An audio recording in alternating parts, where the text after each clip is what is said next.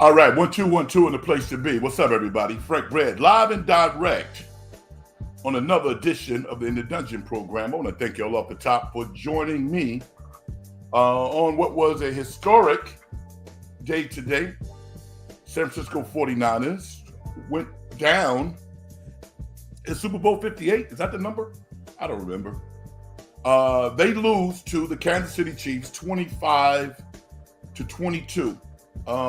In what was a really, really competitive game. Both teams played well enough to win. And it came down to just a few things on KC's side that allowed them to become the first NFL team in 19 years since the New England Patriots to win back-to-back Super Bowls. And I work with a KC Chiefs fan, and he walks around with his jacket all the time, and I'm sure he's happy as hell. A lot of the people that I talk to are San Francisco 49er fans or Raider fans, and I'm with you right now. And I wasn't going to do a show tonight. I was going to do a show tomorrow. Maybe I will. But I was listening to Damon Brewster's show earlier, and I became inspired. Because number one, I think he does a great show, and I'm happy that he is building a second act, a different iteration of the great career that he's had in broadcasting. And I just felt so happy.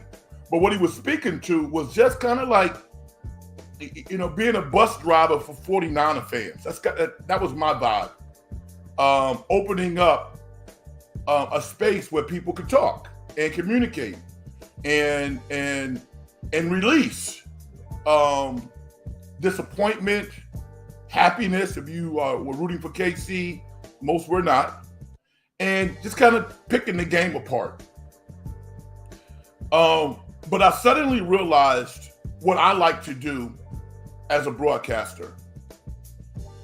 I don't like to be really, really meticulous with every play because it's a game. And within a game, you're going to have situations that either help your team or hurt your team. But there's so many other plays that can decide victory or defeat. And, I like to tell the general story, as opposed to being so meticulous. And, when you are doing commercial radio or any type of show that's 2-3 hours, you got a lot of time on your hands. So you need to be meticulous in some respects. That's not really what I like to do. I like to try to get inside the minds of the players and live with them as best I can, wearing clothes, talking into a mic. But, we're going to talk about some things specifically about this game that I think had something to do with the outcome. But the bottom line, right, after you take apart 17, 19 plays, the bottom line was KC had a better quarterback. That's why they won. And guess what? One of the disappointments to me about this season was this narrative of how good Brock Purdy is. I'm glad it's over. Now he can get a bag, continue to be the high-level quarterback that he is, and just play football. Let's get some new storylines. Because, literally after game 4 or 5, I was tired. It was not interesting to me. He established himself as a top 10, top 8 quarterback. You know what? Kirk Cousins. You know how much money Kirk Cousins has made? Millions. Whether or not Brock Purdy can play is ridiculous.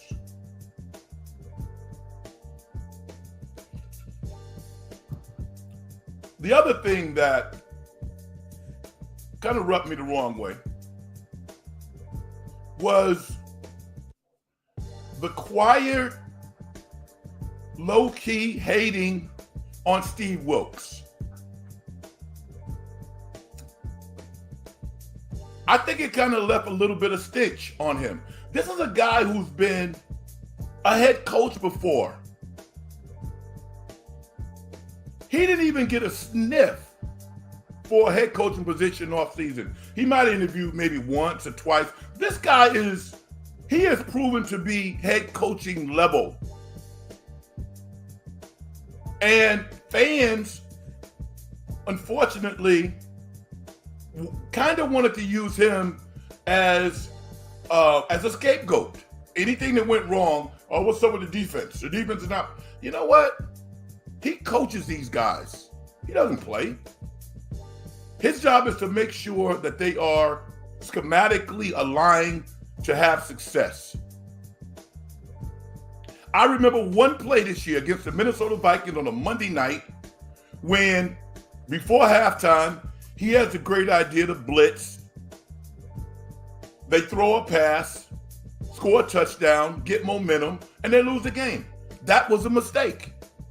He came out and said the next press. How many defensive coordinators do you hear saying that they made a mistake? I don't know of any, but he had to do it.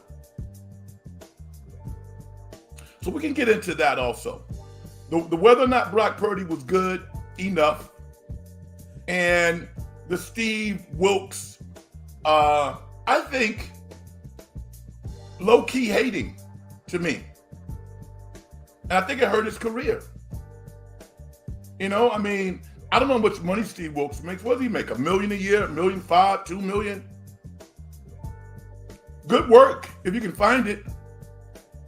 You know, not like I don't think he's going to walk away and not work as the defensive coordinator. But that's not even like any strong assurances that he's going to be back. We don't know. And the guy did a hell of a job. You know, but this is an interesting market. It is. And I think partly because sometimes casual sports fans get their narrative from somebody else and they just run with it. I understand everybody has jobs, they got businesses to run, they got other things. So maybe you don't look as closely. But let's become better. Let's become more educated sports fans. Because I'm going to say this. I believe that KC won this year because when things went left, the rope got tighter. They bonded together. I was thinking before I came on air, what is KC? The third or fourth best team in the AFC? And they won the Super Bowl. They clearly were not better than the San Francisco 49ers. If the 49ers played the KC Chiefs 10 times, the Niners, I believe, would win 7 times, 6 times. But in the quintessential game, who would win that one? That's why KC won tonight, because they had a better quarterback. Now, one mistake that I think Cal made was in sudden death overtime. I don't know the right terminology to use, but in the second game, as the official called it, I would have put my defense on the field. I would not have taken the ball. You know, because I think if your defense goes out there and plays really well, it gives the offense confidence. And if your defense gives up a touchdown or a field goal, you still get an opportunity to come back. So I think that was a mistake. Those are some of the things that I'm thinking about and I'm pondering. But I'm interested in getting your thoughts as well. Both teams played well enough to win. I can't see the 49ers being a better football team next year. I can't. Personnel-wise, all things falling into place, lack of injuries this year, Think about, Christian McCaffrey has not been hurt since he came to the 49ers. And he runs as hard as any running back in the NFL. And he hasn't gotten hurt. How long will that continue? If Dre Greenwald tore his Achilles, and we don't know that for sure, he's not going to be ready at the start of the season. He's not. Chase Young redeemed himself from his previous playoff effort and came out and played really, really well. Joey Bosa played really well. The entire defensive line played like they wanted to win a Super Bowl championship. The entire defense played well. And the play in which KC won the game, that was the one play that you really couldn't defend in that situation. The only thing that I wish the 49ers would have done, I can't remember if they did, everything seemed a little rushed to me. I wish they had, did they call timeout? I don't think that they did. They seem to be a little unsure to me. I would have loved to have seen them call timeout. Now, maybe I'm missing something. But in that situation, I think they should have called timeout and been more organized. Because I'm thinking the only way you could have defended that position, that play to Coleman, is if you played a zone. You rushed hard and played a tight zone in the back. That's it. Now, maybe you would open yourself up to a quarterback draw or something like I don't know. But everything seemed rushed on that last play. I can't blame the 49ers for that. It was a well-executed play. It was miraculous. Coleman has had his issues catching the ball, and they got it done. So give them credit for that. All right? Let's get the show started. My man SG has a lot to say. First of all, he says, hi, Frank. What's up, brother? How you doing, man? Thank you. SG, we're getting closer to the point where I'm going to let you come on the show. We'll try it again. I didn't want to do it tonight because I don't know how long I'm going to be on, and I didn't want things to be rushed. I want to give you and others an opportunity to really express your thoughts on this game. All right? As a San Francisco 49ers fan, I have a lot of credit. I have lots of credit for the KC Chiefs organization for playing a well-played competitive game. Yeah. What were some of your takeaways? I just gave them. I will always support San Francisco 49ers no matter whether they win or lose because it clearly shows how much fun I am. Yeah, but you could be an educated fan. What do you think about some of the things that transpired? Do you think they did everything that they could do to prepare to win this game? What do you think about this team moving forward? I guess I saw something that says ESPN Bets says that the 49ers are likely to maybe win the Super Bowl next year. I don't know what the contract situations are for next year. I don't know. But that's why I don't bet. I couldn't make that judgment. I think this is one of the best 49er teams that I've seen in a long time. I can't imagine them being better next year. Think about it.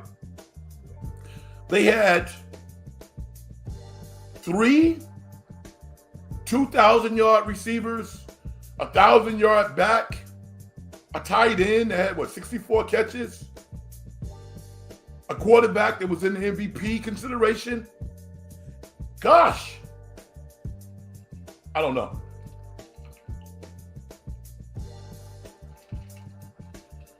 And once again, the NFC is going to be tough. It's going to be a gauntlet. You have some new coaches coming into the fray in the AFC. I'm telling you right now, it wouldn't surprise me if the Chargers go from not making the playoffs over the past last year to making the playoffs. Harbaugh's not playing around. He's not. And they got the personnel to compete against the Chiefs already. The KC Chiefs remind me of the 2022 Golden State Warriors. There were clearly teams that were better, but at the right time, in the right moment, they were able to rally the troops and win a championship. And you see all these videos and all these comparisons between Patrick Mahomes, and Stephen Curry. They are two players in their sport that exhibits real fear to the opposition. There was no time tonight watching Patrick Mahomes where I thought he's not going to make the play. I mean, consistently. Sometimes the plays were bigger than others, but there was never a moment when I thought that he was under duress to the point where he was not going to make the play, specifically in the second half. You could say the one time that he did is when he threw the pick to Jair Brown. He and Kelsey wasn't quite together on that one. But in the second half, he was lights out. Very similar to Stephen Curry last night when Bradley Beal goes for the steal and Stephen catches the ball, squares his shoulders, sets his feet, and lets that thing go and walks down the court. We all knew it was good. Who else in the NBA can make that play?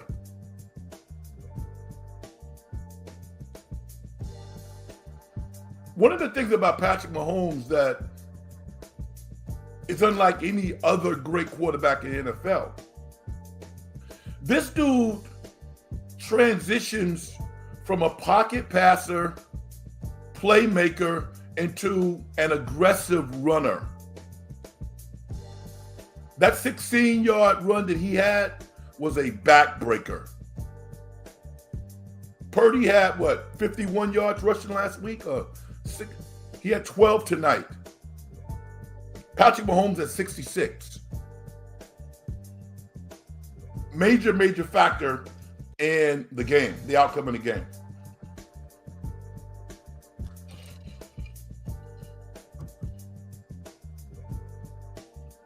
SG says, Taylor Swift is definitely on cloud nine right now after KC Chiefs win the second straight Super Bowl over the 49ers by embracing her boyfriend Travis Kelce on the field after the game. Yeah, good for her, man. I mean, listen, I'm not a person who's really interested in famous people's lives. I'm not. I know famous people. They're just like you and I. When we start burying money in graves, then I'll be more, serious about money, or I'll be more impressed with it. I'm not really impressed by money. I'm impressed with what you can do with it, to make people's lives better. But looking at somebody's bank account, I'm not, I'm not impressed by that.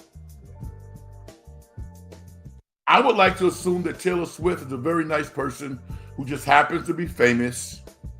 I'm sure she loves the adulation that she gets, and she gets an opportunity to do something that she loves to do, which is write songs and give them to folks to listen to. She's clearly part of a machine because the music industry has to sell records. That's how they make money. So everything works. They need people to inject into the machine. She happens to be an incredible artist who is a normal person who I hope she and Travis make it. I said that before. But I'm not, I don't have to see her reaction or her embrace, but I'm different. I'm not like everybody else. I mean, You can say I'm a loner. I like people. You know, I have some good friends, but I'm not somebody who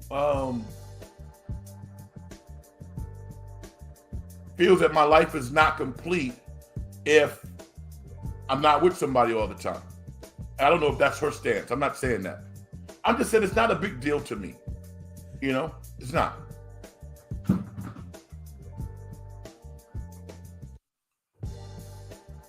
SG, like I said before, I'm not going to send you the link tonight, but I will send it to you maybe tomorrow or in the coming shows. And hopefully you have your stuff ready to go because that'll be it if I put you on and it's weird. All right. Taylor Swift is hands down one of the most gorgeous person in the music industry. See, that's weird to me. That's your opinion? She's attractive, yeah.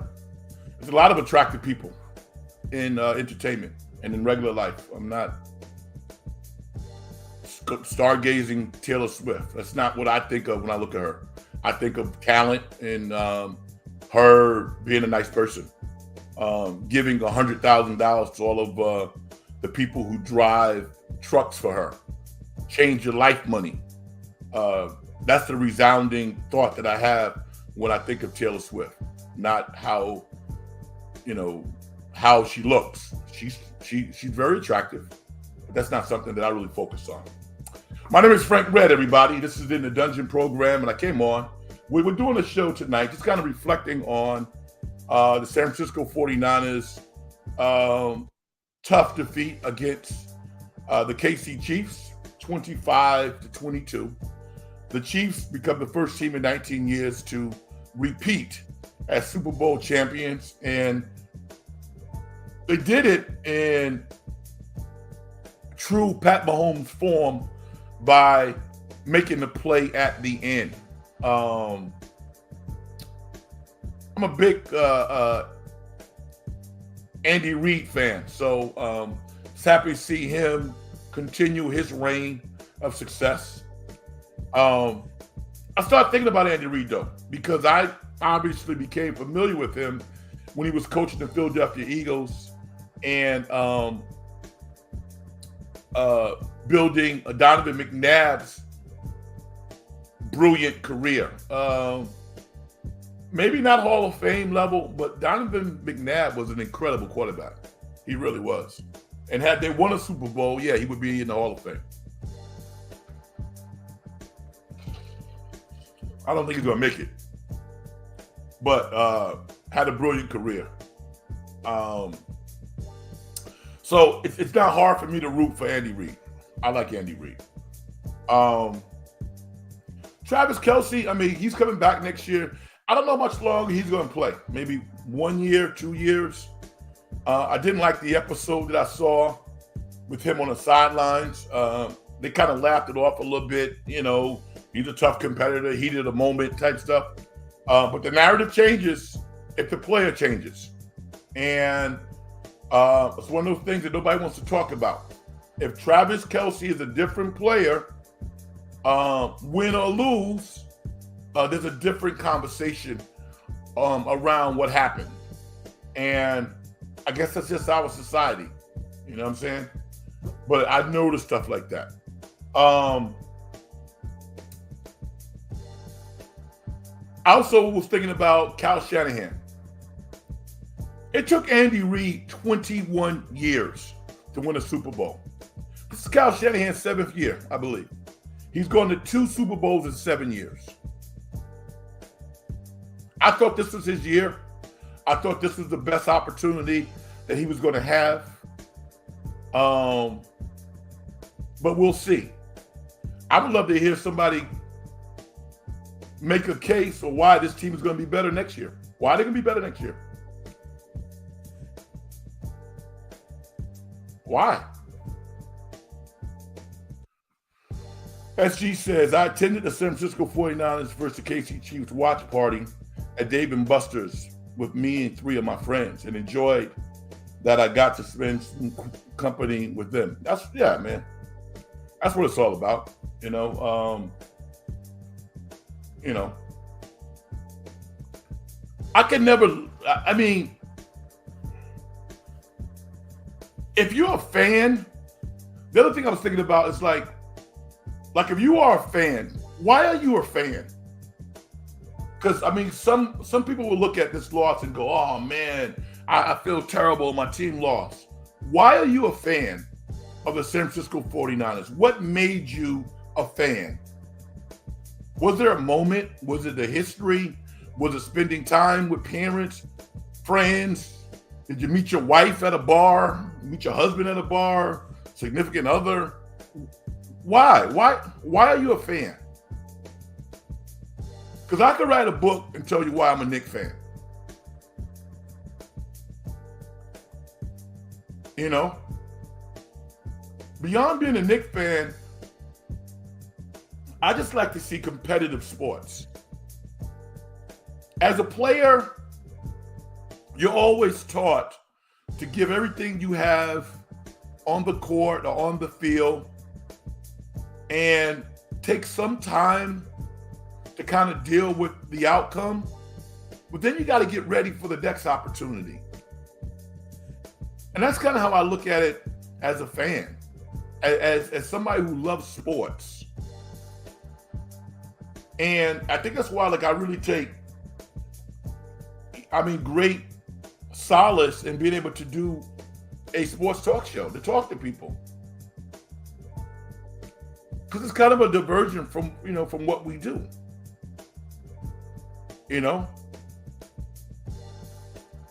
So I'm interested in actually knowing that.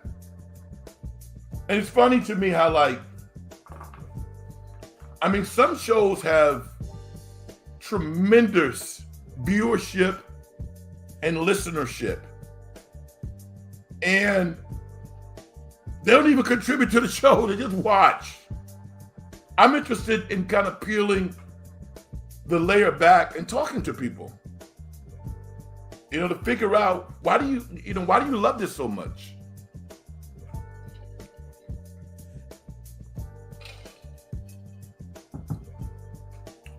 Are you an entitled fan? Are you an educated fan? What's your deal?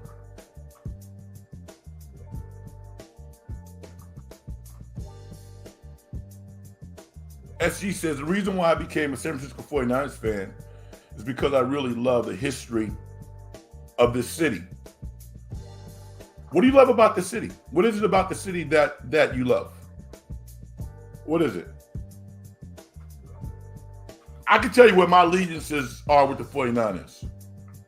Growing up as a young person in New York, Ronnie Lott was my favorite player. Love Ronnie Lott. Ronnie Lott was my favorite football player. Joe Montana was my favorite quarterback. That hasn't changed. That's how it started. And when I met Ronnie Lott, wow. That experience, like you meet your heroes and you hope that it lives up to that moment. Mine actually did. I met Ronnie Lott at a Sharks game. I was covering the Sharks, and we were in the service elevator. He was in the service elevator the media elevator with his family. And we talked for not a long period of time, but it was a good encounter. And, what a buildup, since I was a child being so impressed with Ronnie Lott, and then to meet him and actually have that encounter work out well. So lucky me. SG says, I really love going to Fisherman's Wharf and the Golden Gate Bridge. Okay, I'm not quite sure what that has to do with why you 49er fans, but Fisherman's Wharf, once a year. My man Philip from Gulf says, hi, Frank Red. Let's put this on. Philip from Gulf says, hi, Frank Red. Heartbreaking loss for the players and the 49ers. disappointing as a fan to lose it in the final moments. Hard as a fan too. Yeah. Yes, you're right.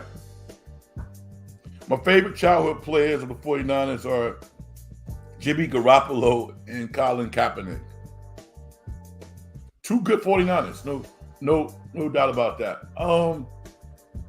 Philip, you know what? Philip, I'll say this. If I'm you, if I'm a 49er fan, this is a tough loss because the 49ers were the better team. They have better talent. However, that last play, you have to salute Andy Reid and Patrick Mahomes and Harden for catching the ball. I don't know what they could have done beyond call timeout and maybe play zone. Because it was a brilliant play call. It was kind of a run pass option. There was a diversion to set the play up. It was well executed. You know, if the 49ers were going to beat KC, I think they needed to go out and dominate them. And they didn't do that. Not on the scoreboard. Not offensively, they didn't. There's many people to kind of break down what they should have done. The larger picture says they went away from the run. Maybe if they had consistently run the football, they would have been in a better position to control the game. Chris McCaffrey had 75 yards rushing. And Elijah Mitchell also had a couple of nice runs. In the middle third, if you will, Brock Purdy didn't have a whole lot going on. He was pretty strong at the end, but in the middle third, he wasn't connecting on a lot of passes. He really wasn't. So maybe a different philosophy in terms of how they attack KC might have made sense. Although, was it Chris Jones? Was a terror in the middle, causing havoc. I sent out a tweet and I said, I don't know how KC would even ever argue with Chris Jones about how much money he made once. Are you kidding me? As Patrick Mahomes, as important as Patrick is to the offense, Chris Jones is just as important to the defense.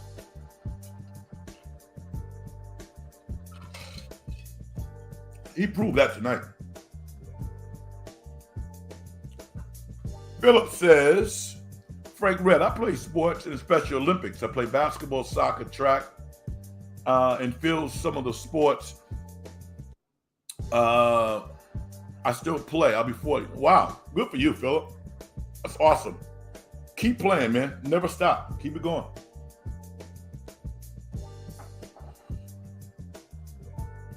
Philip says, can you give me a pump up or great words about playing sports, please? I just try my best and like to have fun, and maybe I'll win a medal as long as I work hard and try to have fun.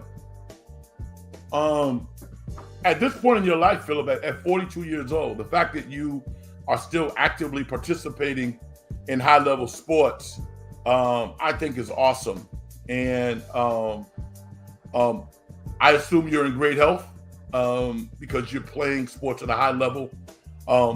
As long as you, like you said, are trying your best and giving everything that you have and living in a world where sportsmanship matters and preparation matters and competing matters, the outcome is going to be what it is.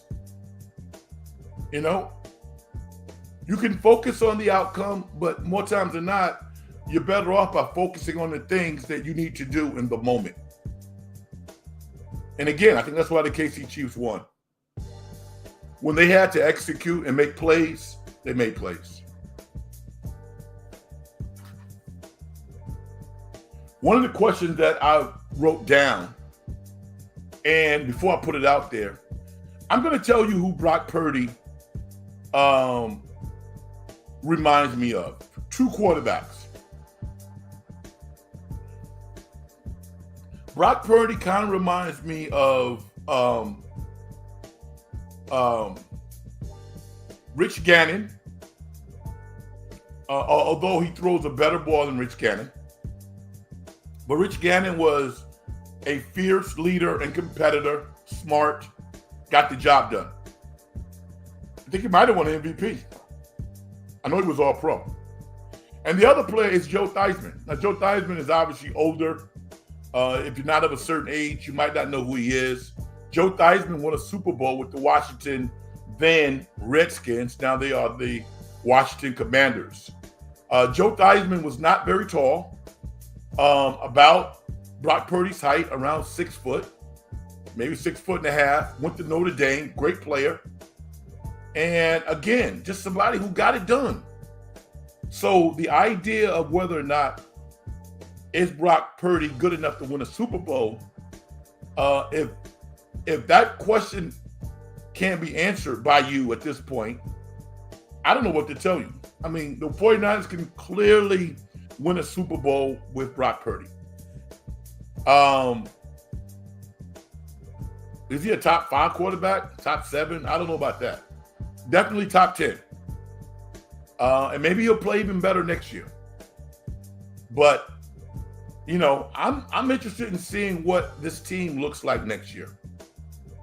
It's hard to think of them not being good. They're going to be good with John Lynch and Cal Shanahan as the brain trust, their ability to really identify players late in the rounds that turn out to be really, really good players. So they're going to be a solid team. How good? I don't know. I think they'll make the playoffs and we'll figure the rest of the stuff up. I mean, you got to figure that the Seattle Seahawks are going to take a step back, you know, with a new coach. The Rams will be okay. The Rams will be pretty good. So again, I mean, you know, you look at the 49ers and, you know, they're going to be the prohibitive favorites once again. Arizona's going to be average. So they don't have a great division. They've never had a great division. They don't. But winning division titles for the 49ers is not something that they get real excited about. They want to win Super Bowls. I guess already you can look at, well, who are the teams? The 49ers, the Cowboys. Are you ready to anoint Green Bay there? Detroit, you know, the usual suspects.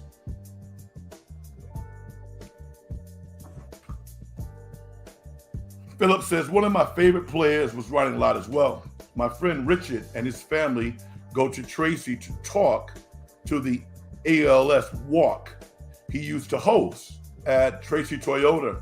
Good player and solid man. No question about that. SG says, I still have my Jimmy Garoppolo jersey and my Colin Kaepernick jersey, and I don't wear it, but I just keep it as a memento item. Good for you, man. Good for you. I don't have any sports memorabilia, but I have memories of my favorite players. But yeah, I don't have any jerseys or anything like that. Those are two good players to focus on. I would like to see Colin. I guess the idea of him making nice with the NFL is probably not going to happen. Maybe there'll be a movie about his life at some point. But the whole thing just kind of went sour, you know, and it got out of hand. And I don't know. In retrospect, I wonder if all parties involved might do some things differently. I think that he probably could have expressed himself to get his message out there and still had a career. And from the NFL's perspective, this mentality of total control, we got to stomp everything out that we don't like, I don't think is cool either. And we're actually coming up on a couple of things. One would think that the John Gruden trial would never go. The John Gruden case against the NFL, in which he allegedly is accusing the NFL of leaking documents that positioned him in a poor light. I don't think that's going to go to trial because the NFL will look really, really bad. He's going to get a lot of money. I tell you that right now.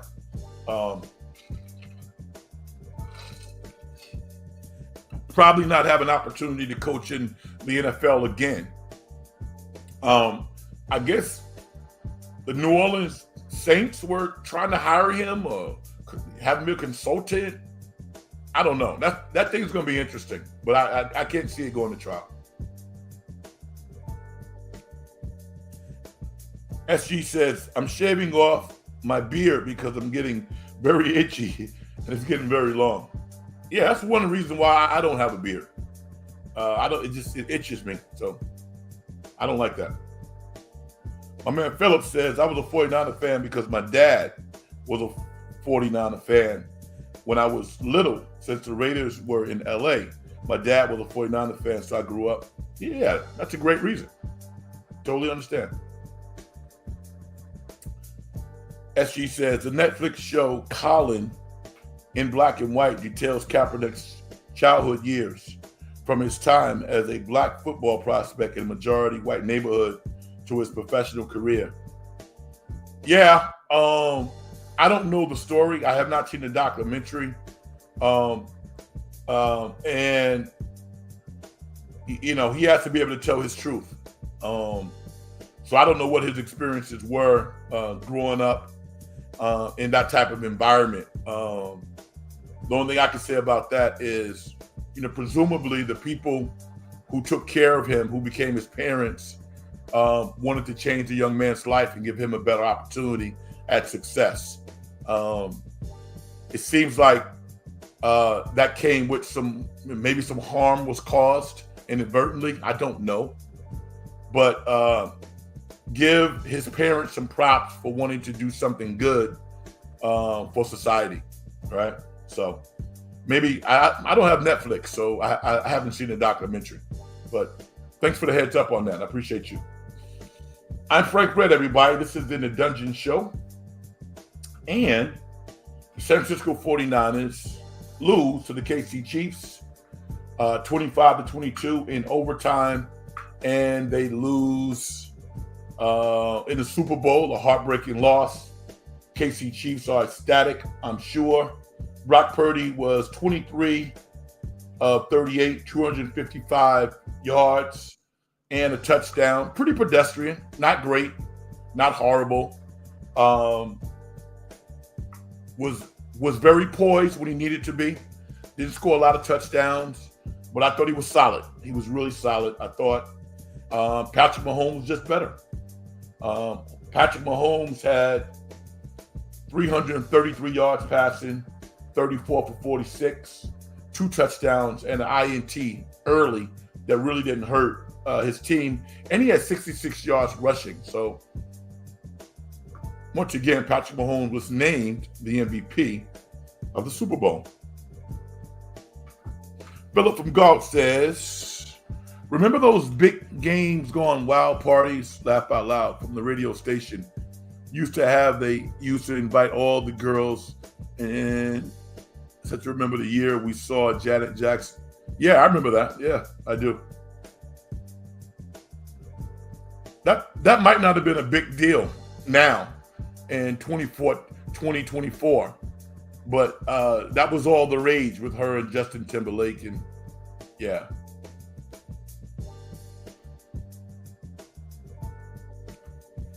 SG, thoughts on Apple Music Usher halftime show? I thought it was excellent, and I would not have commented on it unless somebody asked me.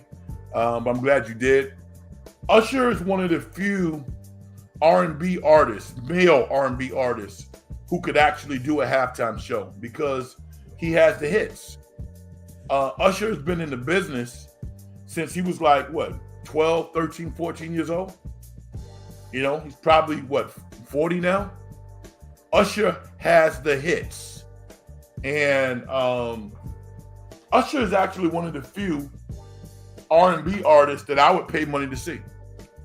Because I mean, literally, this dude probably got about 20 to 25 bangers. I'm not talking about, a couple of hits that you remember that you punching at the bar. No, Usher got joints, and he's a great dancer. So, the fact that he is having a second run now on a level that I don't think anybody could have perceived is outstanding. I actually would pay, I would pay $300 to see Usher. Now, I'm sure the people out there like, Red, you have no idea how much concert tickets cost, or your value system for a concert experience is way off. It might be, but I know what my budget is. $300 if Usher was playing in Vegas, I would go spend $300. You're going to spend $200 on a hotel room. You got a flight there. Maybe you have company or whatever. Maybe, I buy a couple of tickets. You're talking about $2,000, $1,500, $2,000. That's it. I can't do no more. What were your thoughts, SG, on the halftime show? I thought it was really good. Philip says, Usher did his thing. I was entertained. Didn't he have Alicia Keys perform with him during the show tonight? Yeah, he had Alicia Keys, and he had Jermaine Dupri also. So it was pretty cool. SG says, some girls went crazy over him after they saw him dancing with Keys and performing a bit of the song, My Boo, that he began taking off his clothes, and he started to get visibly sweaty. Yeah, man. That was kind of interesting because I understand the artists have to perform, and Alicia Keys played along, but I wonder how Swiss Beats felt about that. Her husband. I'm sure it was all in good fun. I think if you are an entertainer, you have to take it for what it is. It's just business. But I can see some other people feeling the way about it. I don't know if I would. If your marriage is so strong and you know what time it is, then probably not. But yeah, it was kind of steamy up there. No doubt about that. All right, so we can still talk about the 49ers losing to the KC Chiefs. I'm sure there's a lot of shows out there where people are listening to where they can,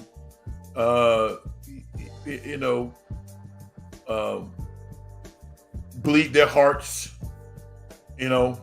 criticize Kyle Shanahan 32 times, tell you how bad Steve Wilkes is and how they didn't call the right plays and how Moody should not have got his extra point blocked and all that good stuff. They played a great game, and they matched up against a team that played just a little bit better. I don't know what else to say about it. Patrick Mahomes was the difference in the game.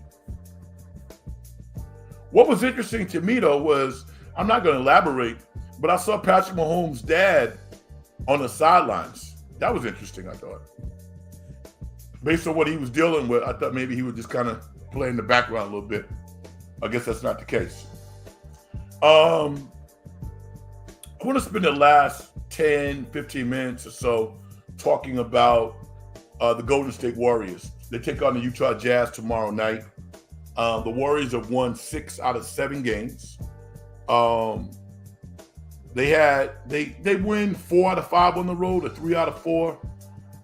Just a big time win last night against the Phoenix Suns, in which Stephen Curry makes a 29-foot shot to essentially win the game. and I think put the nation on notice.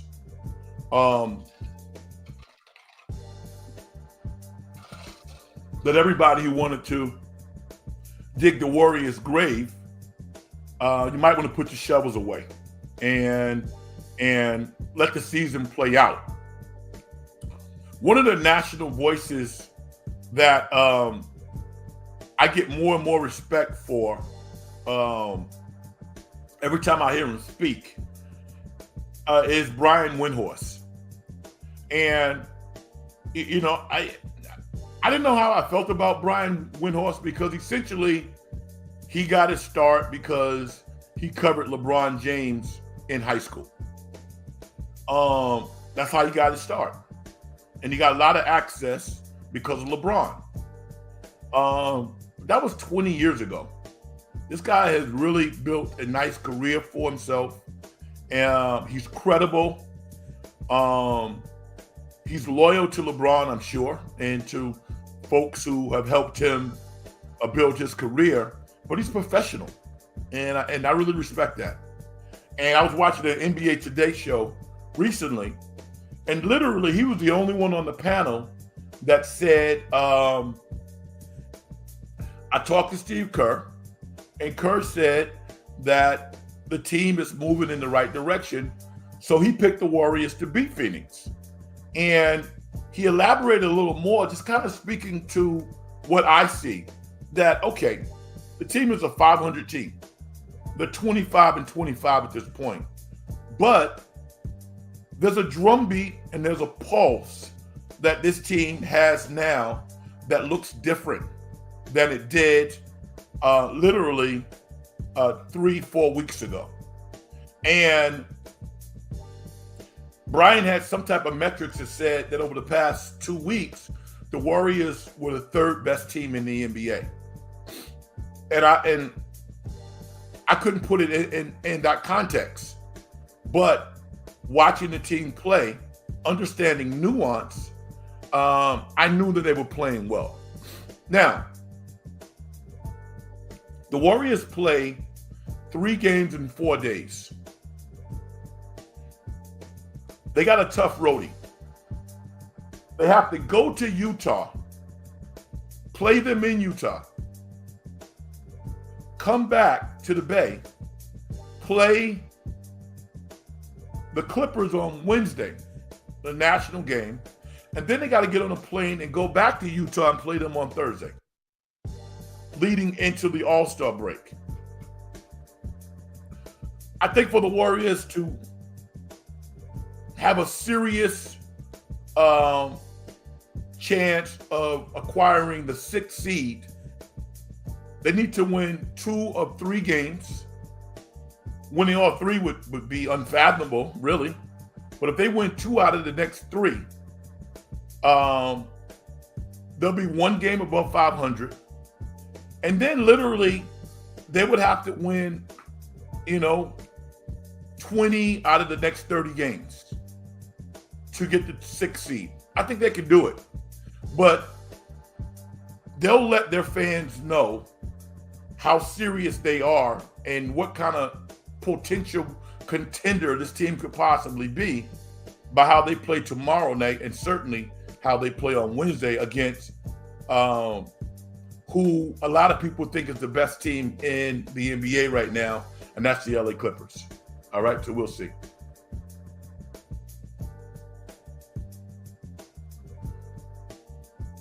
SG and Phillip are having a love fest about being WWE fans. I hope Cody Rhodes beats Ron.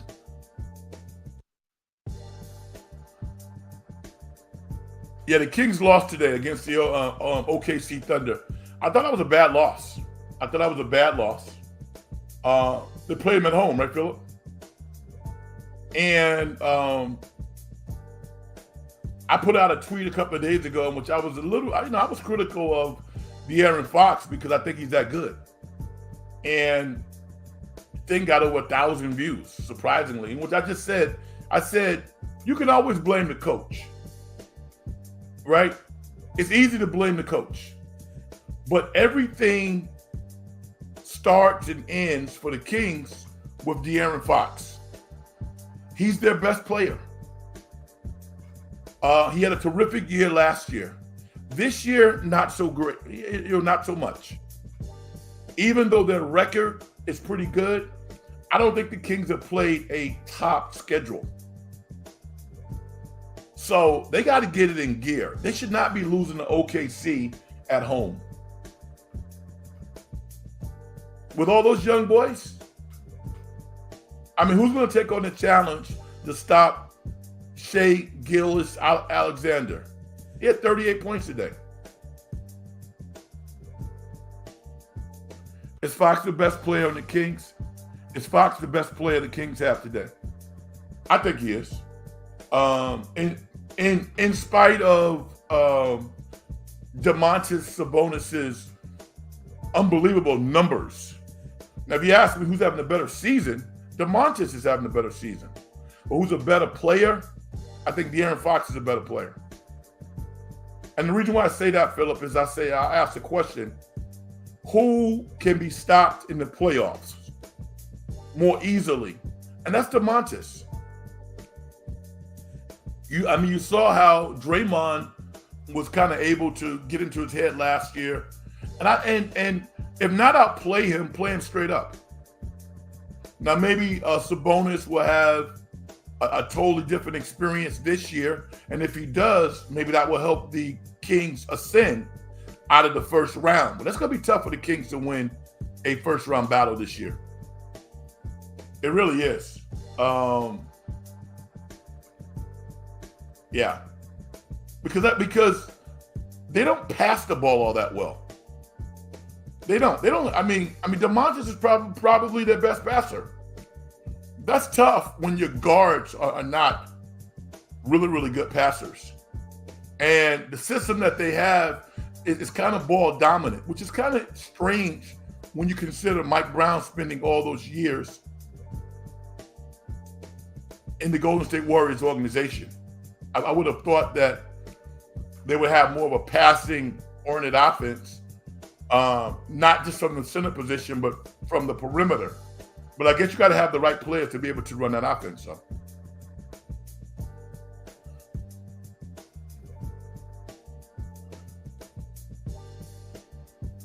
Philip says Stephen Curry can't be stopped in the playoffs. Well, not against the Kings, but he was stopped last year. He played the Lakers.